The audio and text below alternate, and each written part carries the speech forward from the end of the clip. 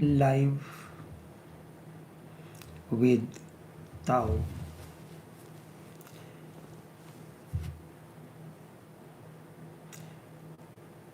The way of Lalaji celebrating his birth anniversary. Lalaji was born on Basant Panchami in the year 1873. Basant is the season of spring. It falls when sun enters this Aquarius. It is the confluence of Rabi Yug and Revati Nakshatra. It is celebrated as it is for the prayer, worship, adoration of the goddess of wisdom, art and culture, Saraswati. It is the beginning of the end of winter season and beginning of spring. This marks extra surge of energy and a suitable occasion for a spiritual transformation. The birth of Lalaji signifies that the existence has assumed a physical form for deeper insights into life and living and creating an environment for a spiritual growth of the seekers. How can we celebrate the birth anniversary of an awakened one? Not by the normal way as we celebrate, by using the balloons, and since it is the birthday of Lalaji, a vegetarian cake and all these things. It is important to know what he signifies. I recall very much. When I was growing, my grandmother will tell me that you have to develop your habits like that of your grandfather. What does this mean by developing the habits like that of your grandfather?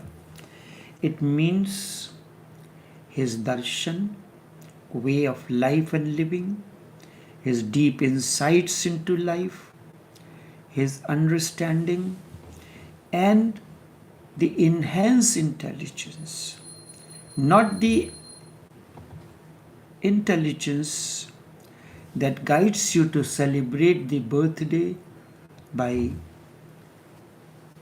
balloons, birthday cakes, candles, and etc. Learning, changing the habits that of a master means is a deep insight.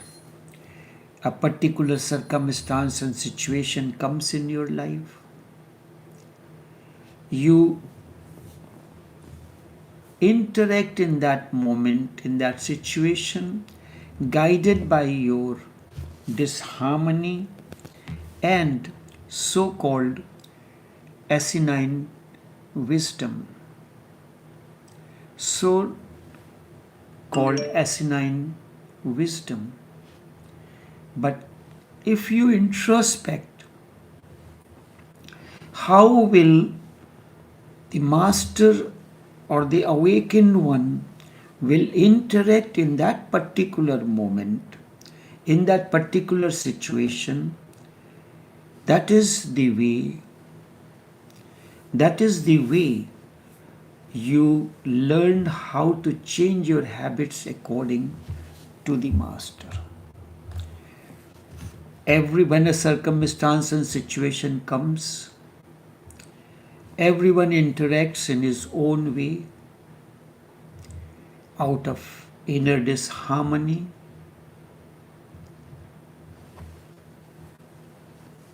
Revenge, when there is anger, revenge naturally comes. When a particular situation has happened between two persons that has brought in anger in you, revenge is the way that you respond to that person. But this is not the way the master does. Lalaji very clearly mentioned when it comes to the teaching and the way the one who has been given an opportunity to work on the transformation of human consciousness is said, पहले जज्ब और फिर सुलूक के मुकाम की सैर करवानी चाहिए. First, the master has to take, while working on the disciple, to understand the stages of jazb and then suluk. We have to understand what this is not mere theory or principle. It is a technique. And technique is not a verbal repetition or a mantra that we use, that from jazb to suluk is the way for transformation of human consciousness. We have to understand what does this word jazb means and what is meant by suluk.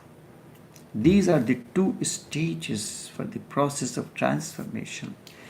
Jazb means to absorb,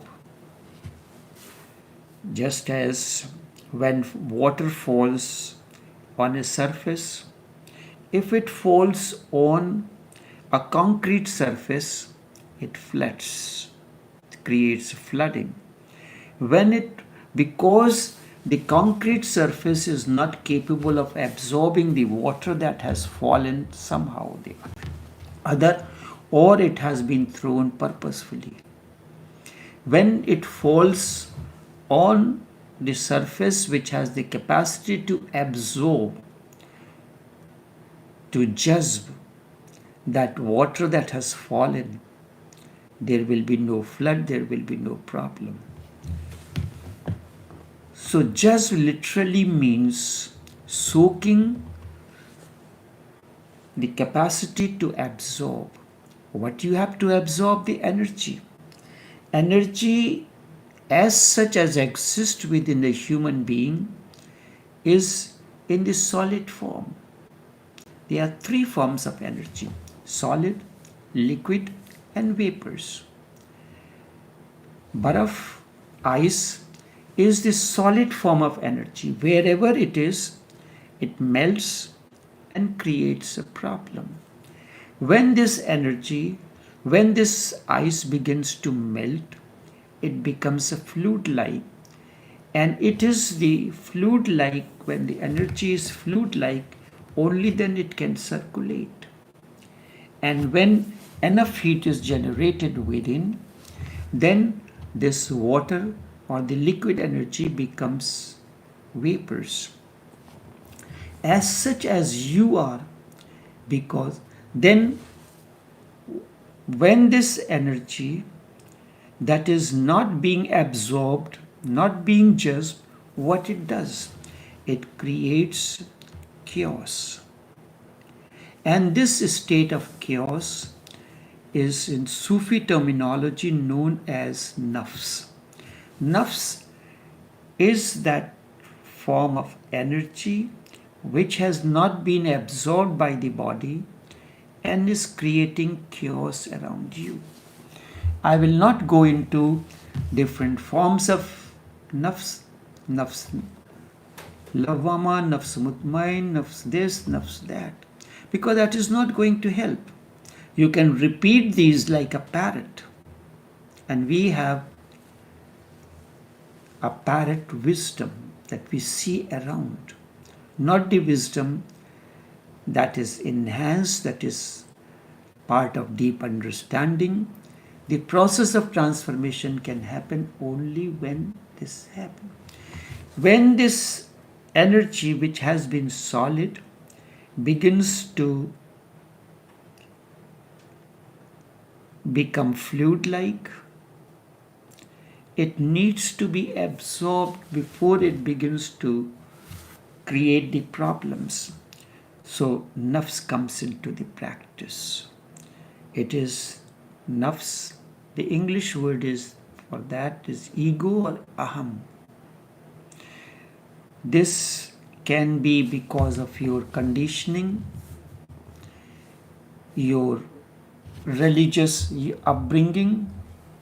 The moment a child is born, the parents and the priest are very anxious to convert the child into, condition the child before it develops the wisdom, and then it will be most difficult to change or condition the person. You cannot condition me in any way, but you can condition a child in a particular way who is ignorant. The intellect is not working in the right way. Then it is of different forms. That is why Sufis have defined nafs into 7 different forms. Let us not go into understand this by itself. When this energy that has become fluid-like is not absorbed, is not judged, then it happens, creates a havoc, and it becomes nafs. When the energy or this liquid energy means that which has the fertilizing capacity. When you want to plant a seed or a flower plant, you fertilize the soil. The soil is fertilized by using the fertilizer that has the tendency for growing, the capabilities to make the soil more fertile. And then when the soil is fertile, then the process of growth begins. The plant grows, the seed bursts into, plant grows, flowers and fruits come, and the entire process happens. This is what a spiritual transformation is. When the soil is not fertile, it is barren, then it does not have the nutrition that is necessary for the process of the growth of the plant. Isn't it so? So you first fertilize the soil with the energy, and this energy is absorbed by the soil, and when the seed bursts, through a particular process that is known as capillary system, this energy reaches the various parts of the plant. So what happens then? The plant it becomes more nutritious, more healthy. It brings a healthy flowers and fruits. Otherwise, the plant remains, the plants remain undernourished, and the fruits and the flower remain not properly developed. This is how the human life is. So when the soil is fertilized, then what happens? The quality, the behavior, the nature of the soil changes. It becomes capable of bringing more nutrition to the plant. So jazb means literally to absorb. In Hindi we call sokna, to absorb the energy. And when this energy is not being properly absorbed by the soil, then it floods and creates the problem that is known as nafs. So first you have to make the soil fertilized jazb. There are various stages of just, where how this energy is being absorbed within the body, how this energy is absorbed within the soil, because your body is 72% water and the earth element is there 12%. So how this 12% earth element in collaboration with water absorbs the nutrients into the body, and then when the body is nourished and nurtured, it your behavior, your life begins to change. This is suluk. If you work on the thought patterns, on the mind alone, and the energy is not absorbed, it will create a situation of chaos. So Lalaji focused on, he said, those who have been given the opportunity for the transformation of human consciousness, they have to work first on the states of jazb, and only then the behavior, the way the suluk means how you behave in a particular circumstance and situation. If you have not developed, absorbed the energy, if you have not absorbed the understanding, how life moves, then your behavior will be erratic and will create chaos in your system. So when a child is born, he comes with a certain amount of energy. This energy need to absorb, conserve, generate, and then distribute, so that the entire system, the inner system, becomes nourished and healthy, and only then your behavior will change. Then you can journey through the states of suluk. So these are the two very important aspects, jazb and suluk. You have to understand what is jazb. Literally means to absorb. Suluk means the behavior, how to conduct life. If the soil is not fertilized, then the plant will not grow to its full potential. So your energy is not properly absorbed in the body. It is flooding and creating various situations caused by conditionings, egocentric identities. These are the various aspects of nafs. There are some physical aspects related to the physical, some related to the psychological, mental, and otherwise. So, in order to absorb the energy, first the energy you have to understand, it has to become fluid-like. Only then, with the warmth of understanding, it begins to evaporate and becomes the cosmic energy. So it is how this energy comes in. I had mentioned many times, the moment child is born, he comes with existential bioenergy. This existential bioenergy is known as, it has many functions. Existential bioenergy, it can create another body through the interaction. It can create another body, another life it can create. And at the same time, this existential bioenergy can be used for your own transformation when it works deeper.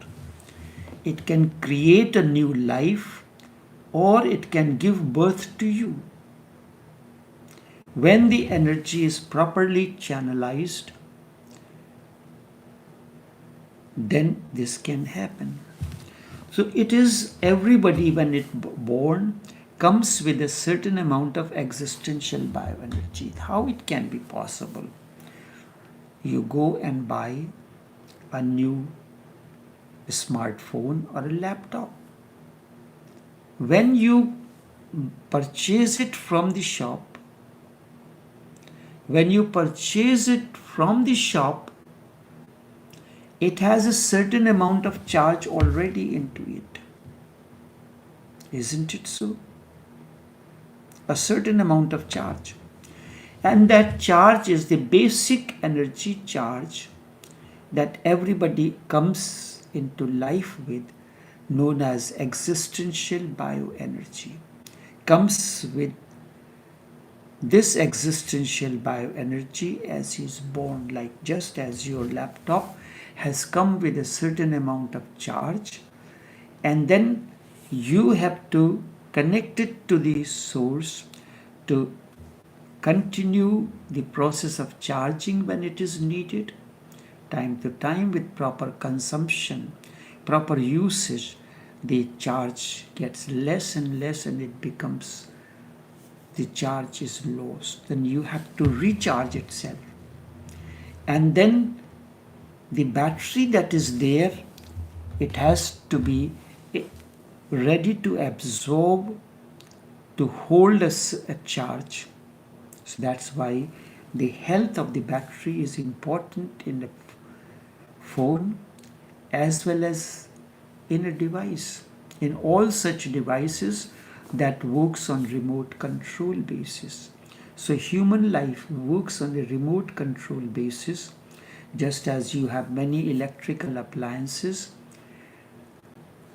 like driller and so, they work on their battery absorbs charges and holds a certain amount of charge, and then you can use it, and thereafter you have to make sure that it is put to charge once again so that it continues. This is how, and how you charge your energy with an understanding how the energy is generated. You have to connect to the external source. Your laptop, your smartphone can only be charged by connecting through a device known as charger, and when the charger is put in, the electrical energy becomes the charge.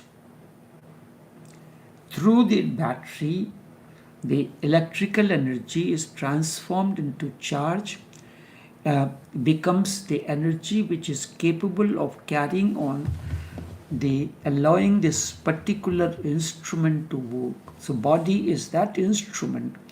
When you are connected to the existential source of energy, like through the umbilical cord, you were connected once to your mother, and during the pregnancy, during 9 months of your time, when you were in mother's womb, you were nourished and nurtured through this umbilical cord. This is the charger that charges you, charges your inner battery.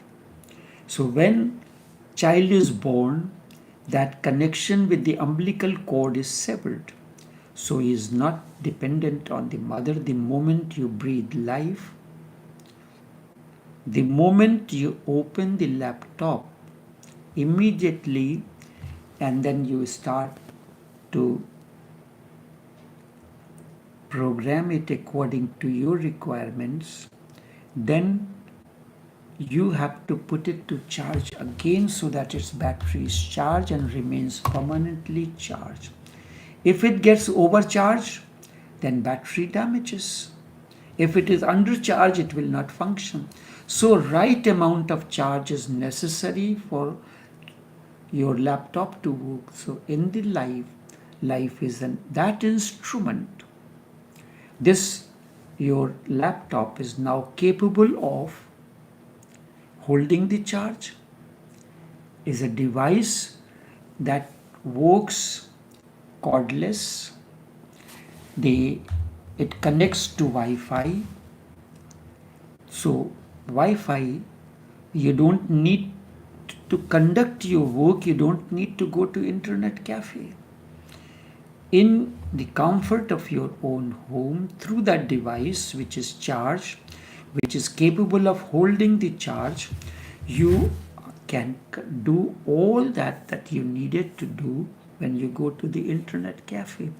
So these shrines, temples, churches, mosques are like internet cafe, the spiritual cafe.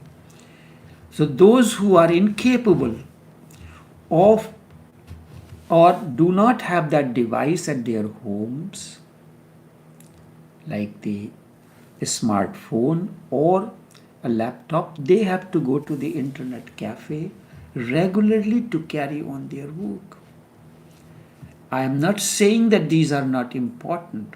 These shrines, temples, and churches are important, but because of ignorance, we do not understand their purpose. And the moment you have developed your system in such a way that it holds charge, it is constantly being charged. And how does it charge? You cannot directly connect to the existential source. Your battery is constantly charged in the company of the master, which is known as satsang, the association of the master. This association is of three types. Number one is known as confluence or congregation, when people with similar thought patterns are converged together and they interact with one another, they nourish and nurture each other. The second is known as darshan. Darshan means to envision the fundamentals of life and living. To envision the fundamentals of life and living and design your life according to those fundamentals. In English, it is loosely translated as philosophy of life. Darshan means simply darshan. The third is touch, sparsh. Touch means the energy moves through the fingertips, ends of the nerves. So fingertips is the end of nerves. And the feet is also end of nerves. So when the disciple touches the feet of the master or places his forehead on the feet of the master, a connection is established and the energy begins to flow. Or when the master places his hand on the head of the disciple or touches his third eye center through the fingertip, the connection is established and energy begins to flow. So through this method of the three ways. First, commune or confluence of inner and outer energy, or the congregation of the like-minded people, the darshan, the envision of the master, and third, the sparsh, the touch, are three ways to recharge your battery on a day-to-day basis. When your battery is charged, it is capable of holding the charges. So Chachaji used to say that I fill you every day, and when you come back, you have not developed the capacity to hold that charge, and the battery charge leaks through the method of nafs. How does the charge? Firstly, your battery is supposed to be capable of charging, holding the charge, retaining the charge in it, and then there is no leakage of that energy. That means through nafs alone the energy is leaked. And then when it does not happen that way, your battery is 24 hours charged, You look at your life, how you used to live your life before, and now, because of the association of the master, your battery is capable of holding the charge. Your way of living, and you have begun to learn the fundamentals of life and living. You are not interacting in a particular situation guided by your asinine wisdom. Instead, you are interacting out of harmony, inner oneness that has come into you because of the association of satsang with the master, with the awakened one. Lalaji emphasized jazb to suluk. First, the the master has to carry the disciple through the various stages of jazb, and then the states of suluk. Only then it is possible that a proper transformation may be possible. The Hindi words you use, पहले जज्ब और फिर सुलूक के मुकाम की सैर करवानी चाहिए. इससे ही सलामती की उम्मीद पाई जाती है. This is the salamat means the proper teaching. It happens first. One has to understand the energy, learn to absorb the energy, process of recharging, holding the charge, and then allowing this charge to flow within the system properly. If the charge, the energy that has been retained in the battery is the connection between the battery and other terminals, like how your car battery, its terminal is not connected to engine. Your battery has the charge, but it is not propelling the vehicle. Through these simple examples, you are capable of holding the charge. You have the charger to continuously charge your energy when it is needed. Hold the charge, and then when the battery is charged, only then you can propel the system to work. Then it happens. There is a harmony between all the organic parts of the body.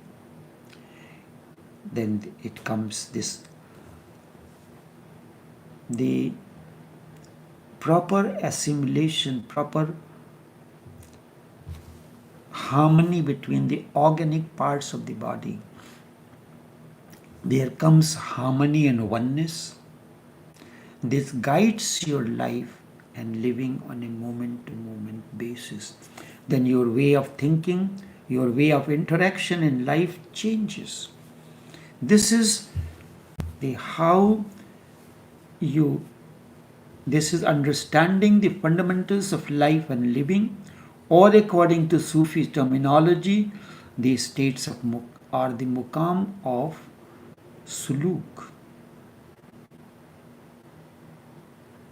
So this is how the teaching goes. Now it comes how the energy is absorbed, how it is related to nafs or egocentric identities and conditionings, and the significance of various mukams, the centers which are important, through which the energy need to flow. Only then the process of jazb begins and continues. Enough for now. As this process of the teachings of Lalaji continues to celebrate his birth anniversary on Basant Panchami, which falls this year on 3rd of February 2025.